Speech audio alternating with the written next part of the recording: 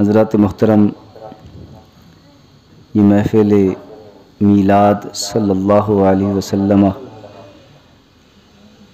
کہ اس محفل کی نسبت تاجدار کائنات امام الانبیاء آقا علیہ الصلوۃ والسلام کے ساتھ ہے کہ اسی مہینے کے اندر 12 ربیع الاول کی صبح کو صبح صادق کے وقت آقا علیہ الصلوۃ والسلام دنیا میں تشریف لائے۔ وہ ایسا وقت تھا کہ رات جا رہی تھی، دن آ رہا تھا۔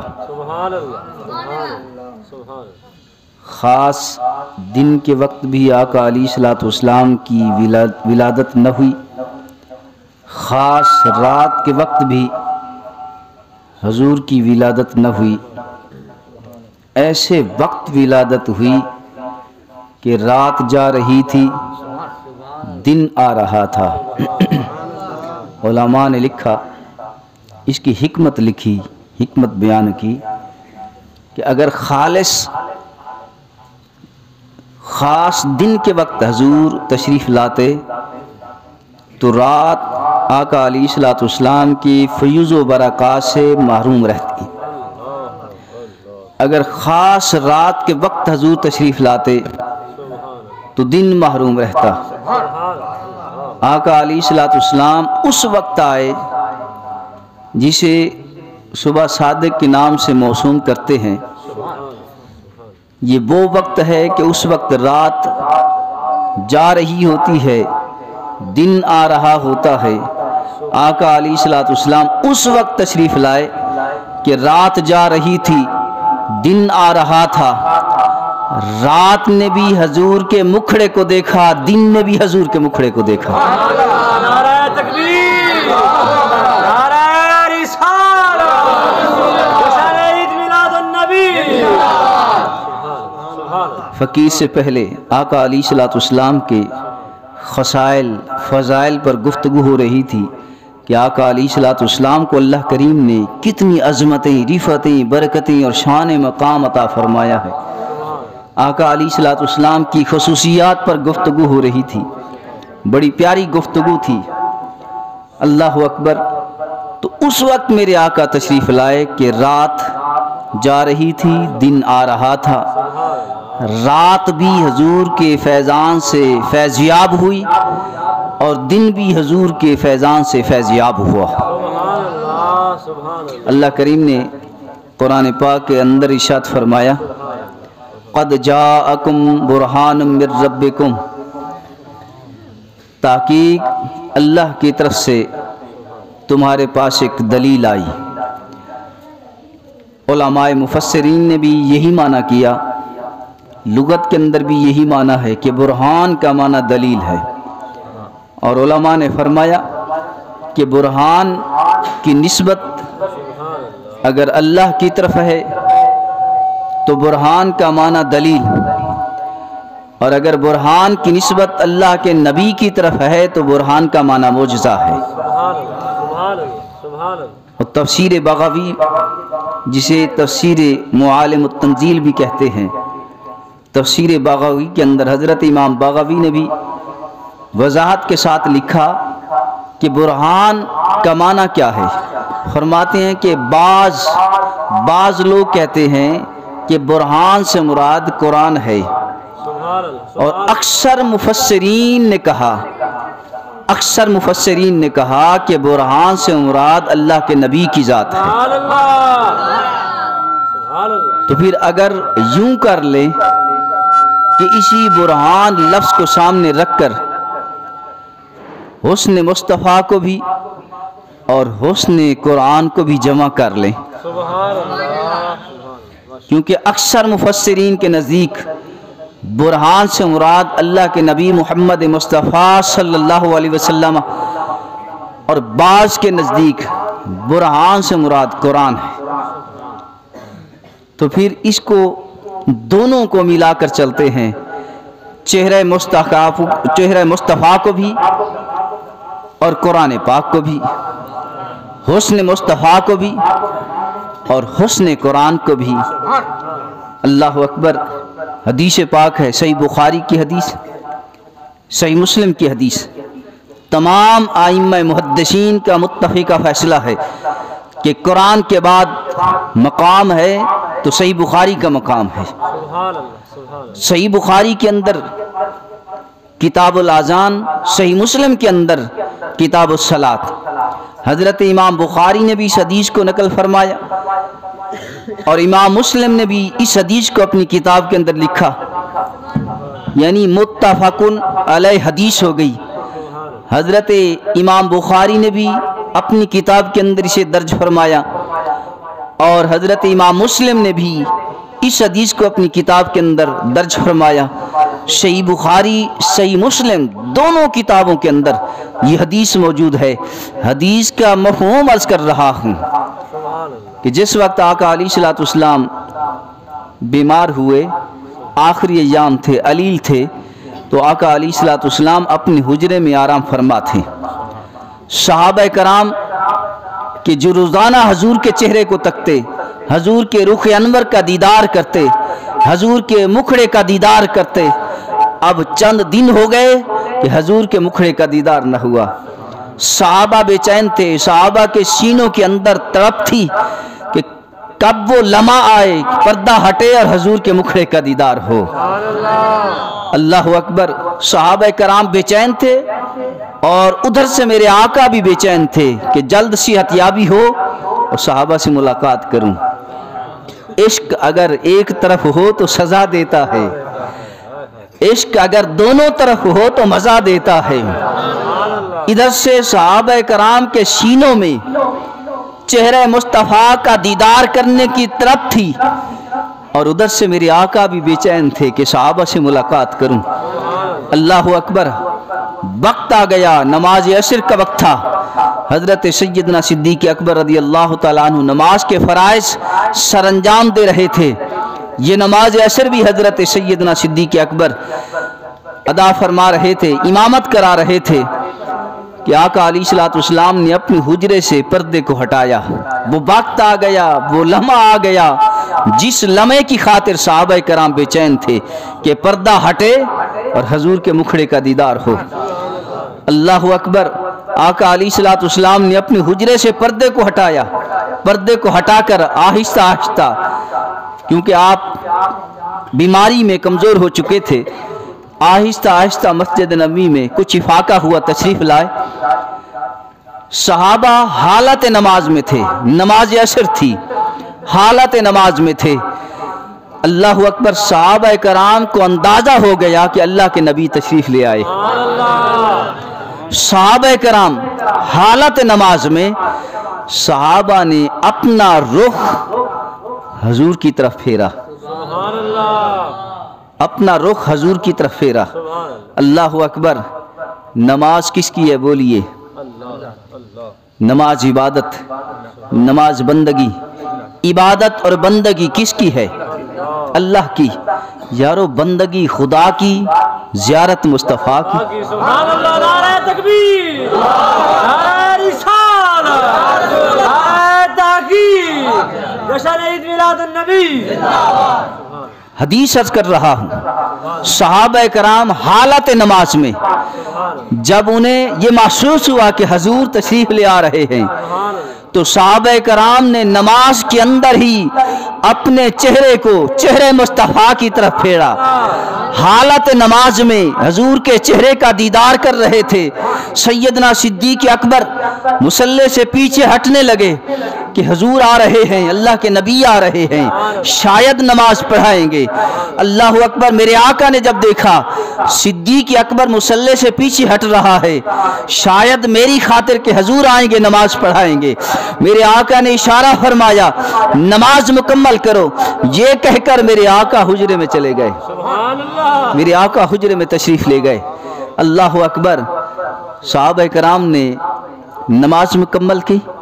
نماز مکمل کرنے کے بعد صحابہ کے الفاظ زبان پر کیا تھے؟ صحابہ کے، اللہ اکبر، کسی عام بندے کا واقعہ، کسی عام بندے کا قول، کسی ولی کا، کسی بزرگ کا نہیں کر رہا، صحابی رسول صحابی رسول اور جس میں صف اول میں حضرت سیدنا صدیق اکبر تھے، خلیفہ اول سسر رسول حضرت سیدنا صدیق اکبر رضی اللہ تعالیٰ عنہ، حالت نماز میں ان کی نگاہیں چہرہ مصطفیٰ پر تھی۔ صحابہ کرام کی زبان پر یہ الفاظ تھے، کأن وجہہ برکۃ مصحف، سبحان اللہ، یارو دیکھو تو صحیح حضور کا چہرہ انور کیسے ہے، حضور کا چہرہ ایسے ہے جیسے قرآن کا ورق۔ صحابہ کہتے ہیں حضور کے چہرے کو قرآن کے ورق سے تشبیہ دی ہے صحابہ نے۔ یہ حسن و جمال تھا، ادھر سے چہرہ مصطفیٰ کا حسن تھا، ادھر سے حسن قرآن کا مظاہرہ تھا۔ اللہ اکبر، قرآن کو آپ پڑھیں، قرآن کا دیدار کریں، قرآن کی زیارت کریں، اللہ اکبر، قرآن کو ہاتھ لگانا بھی ثواب، قرآن کو دیکھنا بھی ثواب، قرآن کو چومنا بھی ثواب، قرآن کو مس کرنا بھی ثواب، قرآن کو پڑھنا بھی ثواب، قرآن کو سننا بھی ثواب ہے۔ اللہ اکبر، صحابہ کے الفاظ تھے، کأن وجہہ برکۃ مصحف، دیکھو حضور کا چہرہ انور ایسے ہے جیسے قرآن کا ورق ہو۔ سامعین محترم، وہ صحابہ حضور کی موجودگی میں اللہ اکبر کہہ گئے۔ میرے آقا اپنے حجرے میں تھے، صحابہ نے یہ کہا، کأن وجہہ برکۃ مصحف، حضور کا چہرہ ایسے ہے جیسے قرآن کا ورق ہو۔ اور آج کا عاشق کہتا ہے، تو شاہ خوباں تو جانے جانا ہے چہرہ ام الکتاب تیرا، تو شاہ خواباں تو شاہ خوباں تو جانے جانا ہے چہرہ ام الکتاب تیرا، نہ بن سکی ہے نہ بن سکے گا مثال تیری جواب تیرا۔ اللہ اکبر، ایک اور عاشق بول اٹھتا ہے، کہتا ہے مجھ سے پوچھو کہ حضور کے چہرے کا حسن کیا تھا، وہ کہتا ہے چہرہ مصطفیٰ اصل میں قرآن ہے، عاشقوں کی تلاوت پہ لاکھوں سلام۔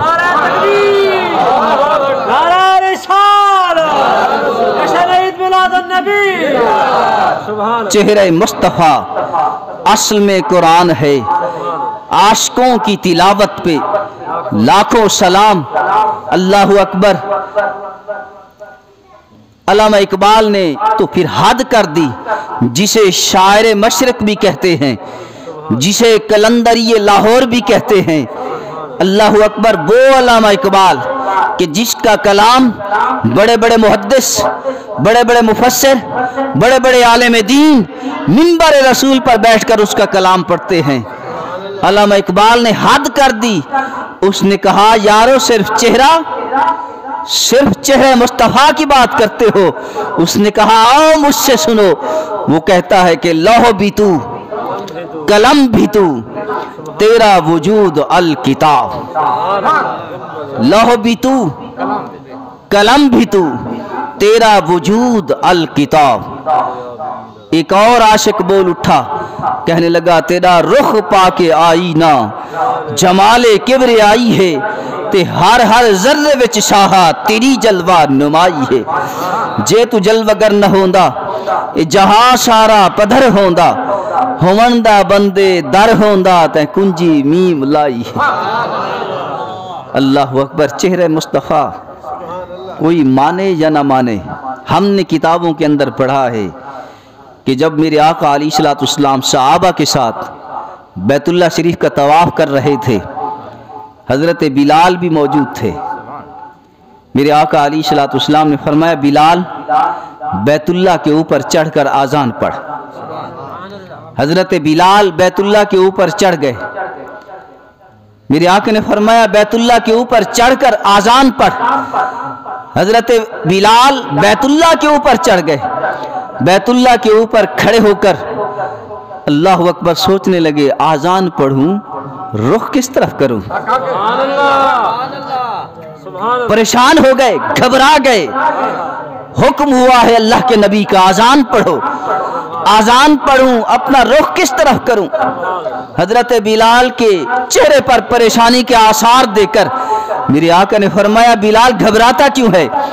حضرت بلال ہاتھ جوڑ کر عرض کرتا ہے یا رسول اللہ صلی اللہ علیہ وسلم بدر میں ہوتے آذان پڑھتے رخ بیت اللہ کی طرف، خندق میں ہوتے آذان پڑھتے رخ بیت اللہ کی طرف، احد میں ہوتے آذان پڑھتے رخ بیت اللہ کی طرف، حنین میں ہوتے آذان پڑھتے رخ بیت اللہ کی طرف، مکہ میں ہوتے آذان پڑھتے رخ بیت اللہ کی طرف، مدینہ میں ہوتے آذان پڑھتے رخ بیت اللہ کی طرف، سفر میں ہوتے آذان پڑھتے رخ بیت اللہ کی طرف، پہاڑوں میں ہوتے، جنگلوں میں ہوتے، صحرا میں ہوتے، جس مقام پر ہوتے، وقت نماز ہوتا آذان پڑھتے رخ بیت اللہ کی طرف۔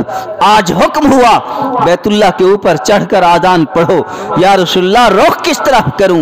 میرے آقا نے فرمایا بلال گھبراؤ مت، میری طرف رخ کر لو۔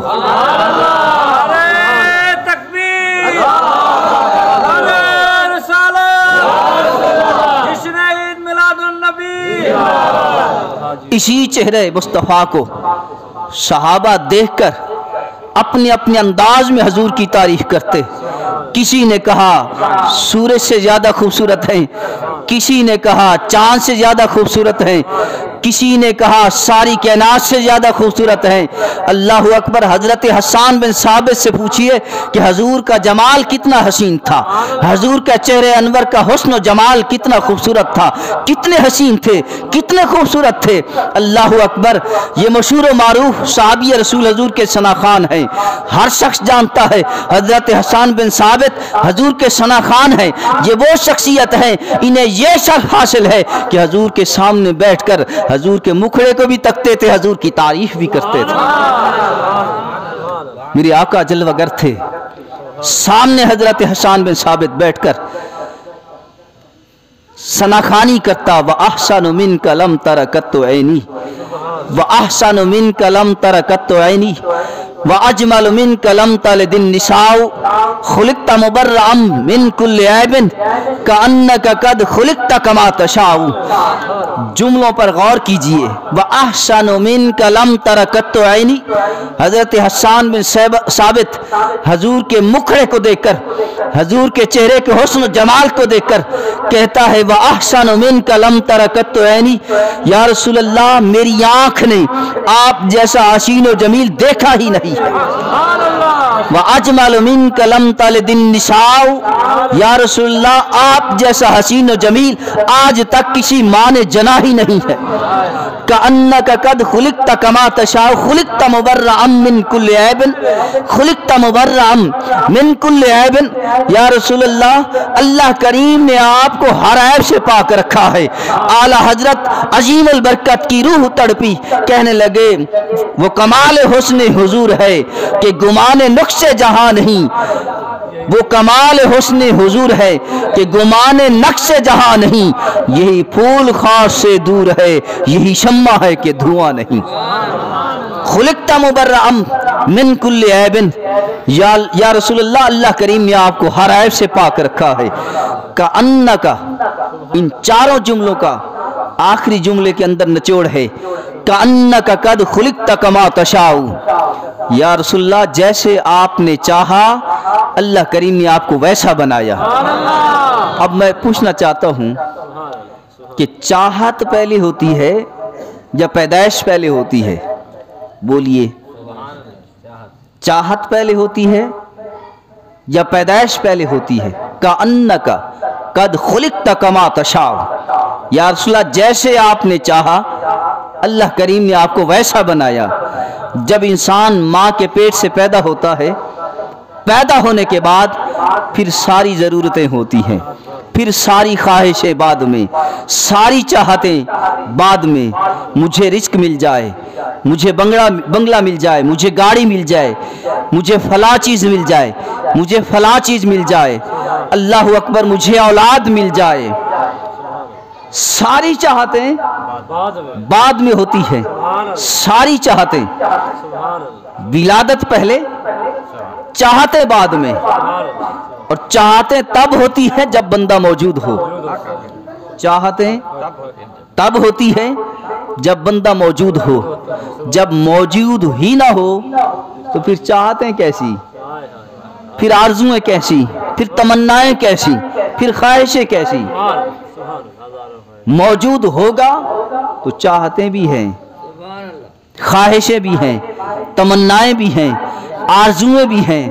اللہ اکبر، ولادت پہلے چاہتے بعد میں، اور جہاں پر الٹا نظام، الٹی چال، اتھا تو عبد سد ویندی اتھا تو حق نال مل ویندی، دماغیں کو چکر دیندی ہے الٹی چال، کیا کچھ کأنک قد خلقت کما تشاء۔ حضرت حسان بن ثابت کہتے ہیں یا رسول اللہ جیسے آپ نے چاہا، جیسے آپ نے چاہا اللہ کریم نے آپ کو ویسا بناتا گیا۔ اللہ اکبر، دنیا کا قانون ہے، انسان پیدا پہلے ہوتا ہے، چاہتے بعد میں ہوتی ہیں، لیکن میرے آقا علیہ الصلوۃ والسلام کی ولادت دیکھیے کہ چاہتے پہلے ہیں، ولادت بعد میں ہے۔ چاہتے پہلے ہیں، ولادت بعد میں ہے۔ کأنک قد خلقت کما تشاء۔ اللہ اکبر، حسن و جمال آقا علیہ الصلوۃ والسلام کا کیا تھا، چہرہ مبارک کا حسن و جمال، آقا علیہ الصلوۃ والسلام کے رخ انور کی تابانی چمک نورانیت کیا تھی۔ آپ نے حدیثیں سنی، فقیر سے پہلے آپ نے بیان سنا، آقا علیہ الصلوۃ والسلام کی ساری خصوصیات، ساری خوبیاں، آقا علیہ الصلوۃ والسلام کے حسن و جمال پر گفتگو ہو رہی تھی کہ حضرت سیدہ عائشہ صدیقہ رضی اللہ تعالیٰ عنہا نے سوئی تلاش کی جب آقا علیہ الصلوۃ والسلام کمرے میں تشریف لائے، اور حضور کے کمرے کے اندر تشریف لانے سے حضور کے چہرے کی نورانیت سے سارا کمرہ روشن منور ہو گیا۔ حضرت سیدہ عائشہ صدیقہ رضی اللہ تعالیٰ عنہ کو سوئی مل گئی۔ اللہ اکبر، میرے آقا علیہ الصلوۃ والسلام نے ایک لشکر بھیجا، اپنے دور کے اندر لشکر بھیجا مسلمانوں کا، یمامہ کی طرف، مسلمان اور کافروں کے درمیان جنگ تھی، مارکا تھا۔ میرے آقا علیہ الصلوۃ والسلام نے صحابہ کو بھیجا یمامہ اس کی طرف، صحابہ کرام نے جنگ کی، حق و باطل کا معرکہ، اسلام اور کفر کی جنگ تھی، مسلمانوں کو فتح نصیب ہوئی، مسلمان غالب آ گئے، اور یمامہ کے سردار سمامہ بن آسال کو پکڑ کے مسلمان قید کر کے حضور کی خدمت میں لے آئے۔ میرے آقا علیہ الصلوۃ والسلام چاہتے تو اس کا سر قلم کر سکتے تھے، یمامہ والوں کا سردار تھا، اس قبیلے کا، ان لوگوں کا وہ سردار تھا، اور وہی سردار جو کافر تھا قید ہوا، پکڑا گیا، مسلمان لے آئے میرے آقا کی خدمت میں۔ میرے آقا علیہ الصلوۃ والسلام چاہتے تو اس کا سر قلم کر سکتے تھے، لیکن میرے آقا نے فرمایا صحابہ اسے مسجد نبوی کے ستون کے ساتھ باندھ دو، اسے کسی قسم کی تکلیف نہ ہو۔ اللہ اکبر، ہے دشمن جو دین اسلام کے سامنے کھڑا ہوا مقابلے میں، اسلام کا دشمن، دین کا دشمن، کفر کے دائرے میں تھا، مسلمانوں کے خلاف، اسلام کے خلاف تلوار اٹھائی، اور میرے آقا کی کریمی دیکھیے، میرے آقا نے فرمایا صحابہ اسے کسی قسم کی تکلیف نہ ہو، مسجد نبی کے ستون کے ساتھ باندھ دو، وقت پر کھانا ملے، وقت پر پانی ملے۔ میرے آقا کیسے کریم نہ ہوں کہ جب رب کائنات نے فرمایا وما ارسلناک الا رحمتا للعالمین، اللہ اکبر، میرے آقا نے فرمایا اسے مسجد نبی کے ستون کے ساتھ باندھ دو۔ پہلا دن میرے آقا تشریف لائے اور اس سے پوچھا تم کیا چاہتے ہو؟ اس نے کہا اے اللہ کے نبی آپ کو اختیار ہے، چاہیں تو میرا سر قلم کر دیں، چاہیں تو مجھے آزاد کر دیں۔ میرے آقا خاموشی کے ساتھ چلے گئے۔ دوسرا دن آیا، میرے آقا نے پھر پوچھا، پھر یہی جواب، میرے آقا خاموشی کے ساتھ چلے گئے۔ پھر تیسرا دن آیا، میرے آقا نے پھر پوچھا، پھر یہی جواب۔ تیسرے دن میرے آقا خاموشی کے ساتھ چلے گئے، اور میرے آقا نے فرمایا صحابہ اسے آزاد کر دو، اسے چھوڑ دو۔ جب صحابہ نے اسے آزاد کیا تو وہ یہودی شخص سمامہ بن آسال مسجد نبی سے باہر نکلا، سیدھا کنویں پر گیا، غسل کیا، پاکیزہ لباس پہنا، خوشبو لگائی، معطر ہو کر، اپنے انداز میں پاک و صاف ہو کر گھر جانے کے بجائے واپس مسجد نبی میں پہنچا۔ میرے آقا علیہ الصلوۃ والسلام جلوہ گر تھے، میرے آقا کی خدمت میں حاضر ہو کر دو زانوں بیٹھ کر ہاتھ جوڑ کر عرض کرتا ہے یا رسول اللہ مجھے کلمہ طیبہ پڑھائیے۔ میرے آقا نے فرمایا کہ کہ تیرے اندر یہ کیفیت کیسے بدلی، تیرے اندر یہ کیفیت کیسے بدلی۔ وہ شخص عرض کرنے لگا اے اللہ کے نبی، آج سے پہلے، آج 3 دن سے پہلے میرے نزدیک سب سے برا مذہب اسلام تھا، لیکن آج میرے نزدیک سب سے پیارا مذہب اسلام ہے۔ میرے نزدیک سب سے بری کتاب قرآن پاک تھی، لیکن آج میرے نزدیک سب سے اعلیٰ و ارفع کتاب قرآن ہے۔ میرے نزدیک سب سے برے آپ تھے، لیکن آج میرے نزدیک سب سے پیارے آپ ہیں۔ اللہ اکبر۔ وہ عرض کرتا ہے یا رسول اللہ صلی اللہ علیہ وسلم 3 دن ہو گئے مسجد نبی کے ستون کے ساتھ بندھا رہا، آپ آتے رہے، آپ کے آتے کو بھی دیکھتا رہا، آپ جاتے رہے، آپ کے جانے کو بھی دیکھتا رہا، آپ کے آنے کو بھی دیکھتا رہا، آپ کے جانے کو بھی دیکھتا رہا۔ آپ جب قدم اٹھاتے تو انداز قدم اٹھانے کو بھی دیکھتا رہا، آپ جب قدم رکھتے تو انداز قدم رکھنے کو بھی دیکھتا رہا۔ جب آپ اس مسجد کے اندر آ کر مصلی پر کھڑے ہوتے تو اس انداز کھڑے ہونے کو بھی دیکھتا رہا۔ جب آپ نماز پڑھاتے تو حالت قیام کو بھی دیکھتا رہا، حالت رکوع کو بھی دیکھتا رہا، حالت سجدے کو بھی دیکھتا رہا، حالت تشہد کو بھی دیکھتا رہا۔ نماز مکمل کرنے کے بعد جب آپ اپنا رخ انور صحابہ کی طرف پھیرتے تو اس انداز پھیرنے کو بھی دیکھتا رہا۔ آپ صحابہ کرام کے جھرمٹ میں بیٹھ کر جب تبلیغ فرماتے تو انداز تبلیغ کو بھی دیکھتا۔ جب آپ مسکراتے اور آپ کے مسکرانے سے آپ کے منہ مبارک سے نور نکلتا تو اس نور کی لائٹوں کو دیکھتا۔ جب اس نور کی لائٹوں کا عکس دیواروں پر پڑتا تو دیواروں پر اس عکس کو بھی دیکھتا۔ یا رسول اللہ، کبھی آپ کی زلف عنبری کو دیکھتا، کبھی ریش مبارک کو دیکھتا، کبھی پیشانی مبارک کو دیکھتا، کبھی نین مبارک کو دیکھتا، کبھی رخسار مبارک کو دیکھتا۔ اللہ اکبر۔ کبھی ہاتھوں کو دیکھتا، کبھی اٹھنے کو دیکھتا، کبھی بیٹھنے کو دیکھتا، کبھی مسکراتے کو دیکھتا، کبھی تبلیغی انداز کو دیکھتا۔ یا رسول اللہ، آپ کی ہر ادا پر میری اندر کی کیفیت بدلتی رہی۔ آپ آتے رہے، آپ کے آنے کو بھی دیکھتا رہا، آپ جاتے رہے، آپ کے جانے کو بھی دیکھتا رہا، آپ کی گفتار رفتار کو دیکھتا رہا۔ اللہ اکبر۔ عاشق کہتا ہے، منظر کشی کرتا ہے کہ اندھی رفتار تو صدقے، اندھی گفتار تو صدقے، اندھے دیدار تو صدقے، اندھے خط خال کیا پوچھ دی۔ اندھی رفتار تو صدقے، اندھی گفتار تو صدقے، اندھے دیدار تو صدقے، اندھے خط خال کیا پوچھ دی۔ عبودیت کو رنگلا یس، الوہیت کو چمکا یس، تے ہر شان ٹھمکا یس، مفصل حال کیا پوچھ دی۔ دل ازلو ہے دیوانی، شراب ہو بدی مستانی، محمد یار وچ فانی، بڑے جنجال کیا پوچھ دی۔ عرض کرتا ہے یا رسول اللہ، ہر ادا پر میری اندر کی کیفیت بدلتی رہی۔ آپ کے مکھڑے کو دیکھتا رہا، رخ تاباں کو دیکھتا رہا۔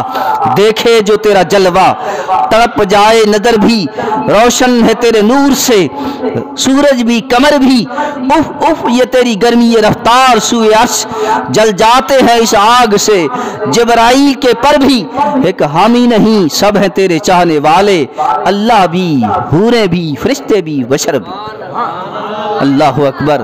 تو آقا علیہ السلام کا حسن و جمال اور قرآن کا حسن و جمال اس حدیث کو سامنے رکھتے ہوئے کہ آقا علیہ السلام کا چہرہ انور کا حسن و جمال ایسا تھا جیسے قرآن کا حسن ہو، قرآن کا حسن ہو۔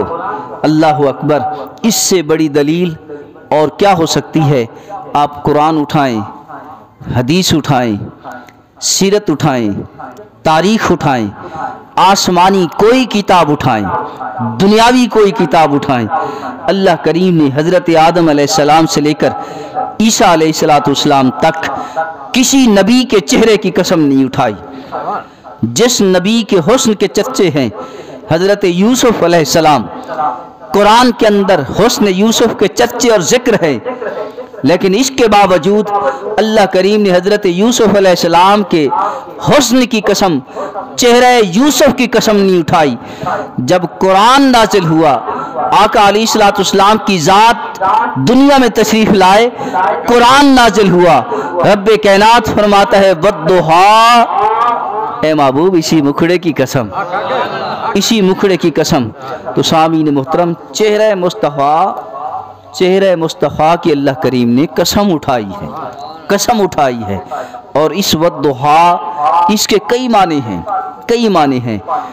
طلوع آفتاب کا وقت یہ مراد بھی ہے، غروب آفتاب کا وقت یہ مراد بھی ہے، ولادت کی رات یہ مراد بھی ہے، معراج کی رات یہ رات بھی ہے، اور طور سینہ وہ رات وہ مراد بھی ہے۔ تفسیر روح البیان کے اندر جو صوفیہ اور عاشقوں نے اس والضحیٰ کا معنی کیا ہے وہ یہی ہے، والضحیٰ اے محبوب تیرے مکھڑے کی قسم۔ مفسرین محدثین یہ معنی کر چکے ہیں۔ اللہ اکبر۔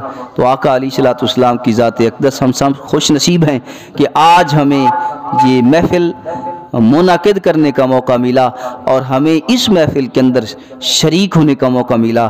اللہ کریم کی بارگاہ میں دست بدعا ہیں کہ اللہ کریم جتنے بھی حضرات اس محفل کے اندر شریک ہیں سب کی نیک مرادوں کو پورا فرمائے، اور اللہ کریم سب کے گھروں کے اندر رزق میں، مال میں، عزت میں، آبرو میں، اولاد میں برکت عطا فرمائے۔ وآخر دعوانا الحمدللہ رب العالمین۔